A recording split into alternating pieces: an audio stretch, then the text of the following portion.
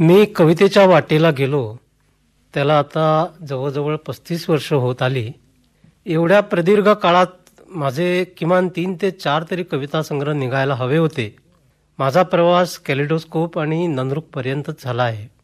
दीर्घ काळ कविता लेखन करीत आलो असलो तरी भराभर कवितेचा रथी उतरणं मला जमत नाही. कवितेची निर्मिती ही उत्स्फूर्त असते, ओढून ताणून ती आणता येत नाही. बहुतेकांचा काव्यलेखनाचा आरंभ प्रेमकवितेने होत असतो. अनेकांचा तसा अनुभवही आहे. मी मात्र पहिली कविता लिहिली ती मृत्यूवर. एक खिन्न असा काळ माझ्या वाट्याला तेव्हा आला होता. त्याच दरम्यान कोणाच्या तरी मैताला मी गेलो होतो. तिरडीवर पोहोडलेल्या त्या व्यक्तीप्रमाणे आपणही मरून गेलो असतो तर, असा एक विचार माझ्या मनात चमकून गेला. घरी आल्यावर त्या कवितेच्या ओळी मी लिहून काढल्या. मी पाहत होतो माझीच प्रेतयात्रा, मी पाहत होतो माझीच प्रेतयात्रा, कुणी तोडी बांबू कुणी बांधी दोर, निघाली शोकयात्रा. आमच्या घरात त्यावेळी कविता हा शब्द उच्चारण्यासही बंदी होती. सायन्स स्ट्रीमला मला प्रवेश मिळाला होता आणि मी डॉक्टर व्हावं अशी वडिलांची इच्छा होती. त्यामुळे गुपचूपरित्या मी कविता लिहित राहिलो. वर्ष 2 वर्षांनी त्या कुठे कुठे प्रकाशित होऊ लागल्या. आकाशवाणीनेही प्रोत्साहन दिलं. मात्र माझे नाव वडिलांपासून गुप्त ठेवण्यासाठी मी माझ्या धाकट्या बहिणीच्या नावावरून पुष्पाग्रज हे टोपण नाव घेतलं. मागाहून कळलं की कुसुमाग्रजांच्या नावाची ही कॉपी आहे. कविश्रेष्ठ कुसुमाग्रज एकदा मडगावच्या रेस्ट हाऊसला मुक्कामाला असल्याचे मला कळलं. मी माझ्या कवितांचे चोपडे घेऊन भीतभीतच त्यांच्याकडे गेलो. कुसुमाग्रज अर्थात तात्यासाहेब हे फार मोठ्या मनाचे माणूस. हे काल सकाळचं शेंबडं पोर आपल्या नावाची नक्कल करतं असं म्हणून त्यांनी खरं म्हणजे मला कटवताही आलं असतं. पण त्यांनी आस्थापूर्वक माझ्या कविता वाचल्या. वहीच्या पहिल्या पानावर आपल्या सहीसह अभिप्राय लिहिला. त्यांना आवडलेल्या कवितांचा उल्लेखही त्यांनी केला आणि मला भरभरून आशीर्वाद दिला. पुढे कालांतराने अर्वाचीन कवितेचं स्वरूप काय आहे याची मला जाणीव होत गेली. या साऱ्याचं श्रेय खरं म्हणजे डॉक्टर कुमारपंत सरांनाच द्यावं लागेल. त्यांनी वाचनासाठी एक मोठी यादीच दिली मला पुस्तकांची. कवितेचा अभ्यास होत गेला. सत्यकथा, प्रतिष्ठान, युगवाणी हे अंक वाचाव्यास मिळत गेले.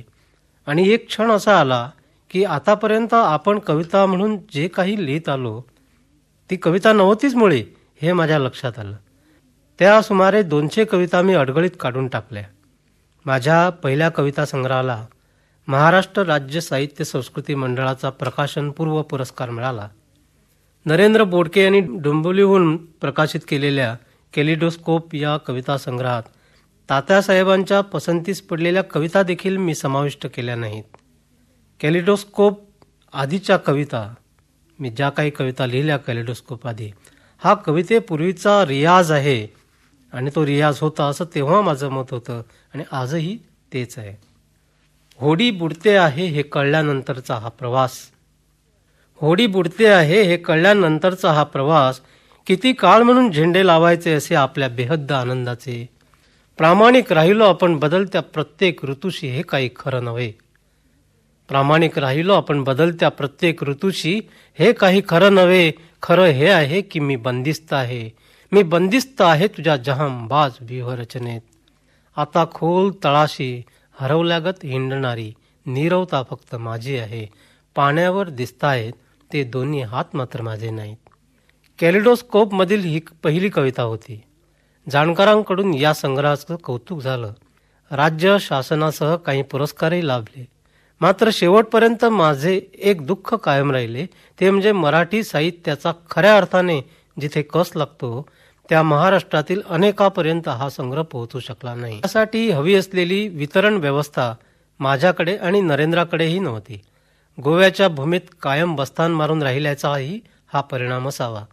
मराठीतील दिग्गज असे नारायण सुर्वे, शंकर वैद्य, वसंत बापट आदींची कौतुकाची थाप मिळाली, परंतु समीक्षकांपर्यंत तो संग्रह पोहोचू न शकल्याने त्याच्यातलं बरं वाईट मलाही समजू शकलं नाही. परंतु त्यामुळे कवितेबद्दलचा माझा आत्मविश्वास ढळला नाही.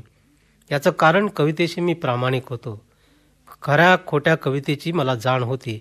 महाराष्ट्रात व्यासपीठ गाजवणाऱ्या त्या काळच्या कित्येक कवींच्या कविता मला मान्य नव्हत्या. गोमंतक मराठी अकादमीच्या स्थापनेनंतर मात्र अनेकांचे माझ्या कवितेकडे लक्ष वेधले गेले असे म्हणावे लागेल. शशिकांत नार्वेकरांच्या वेळी अकादमीत त्यावेळी मातब्बर साहित्यिकांचा राबता असायचा. अनेकांनी कवितेबद्दल माझी पाठ थोपटली. मुंबईच्या लोकवाङ्मय ग्रहाने माझ्या नंदृकचे मुंबईच्याच साहित्य संघात प्रकाशन ठेवले. त्यावेळी सुर्वे, वसंत आबाजी डहाके, सतीश काळसेकर, सदा कर्राडे, केशव मेश्राम आदींनी माझ्या कवितेवर जाहीर भाष्य केले. ते थोडे मार्गदर्शनपर आणि थोडे कौतुकास्पदही बोलले. नंदृकलाही मागाहून काही पुरस्कार मिळाले. पुरस्कारांसाठीच्या स्पर्धेत उतरण्यात मी खूप कमी पडलो. वास्तविक तुमची कविता नेमकी काय आहे हे इतरांपर्यंत पोहोचण्यासाठी काही प्रतिष्ठेच्या स्पर्धांना तरी तुम्ही तुमचे पुस्तक पाठवायचे असते. त्यात महाराष्ट्र शासनाचे साहित्य पुरस्कार, यशवंतराव चव्हाण प्रतिष्ठानचे पुरस्कार अशा अनेक संस्थांचा उल्लेख करता येईल. परंतु माझ्यातील अस्सल गोंयकारी सुशेगात वृत्तीमुळे या सर्वच ठिकाणी पुस्तकं पाठवण्याचं राहूनच गेलं. तरीही लोकवाङ्मयमुळे नंदृक महाराष्ट्रात दूरपर्यंत गेला. माझ्या संग्रही असलेली पत्रे त्याची साक्ष देतात. हे झाले माझ्या कवितेच्या प्रसिद्धीविषयी. आता माझ्या कवितेविषयी मी ज्या काळात कविता लेखनास आरंभ केला त्या काळात बोरकर रामाणींच्या पिढीच्या नंतरचा आश्वासक कवी म्हणून नरेंद्र बोडकेंच्या कवितेला कमालीचा बहर आला होता.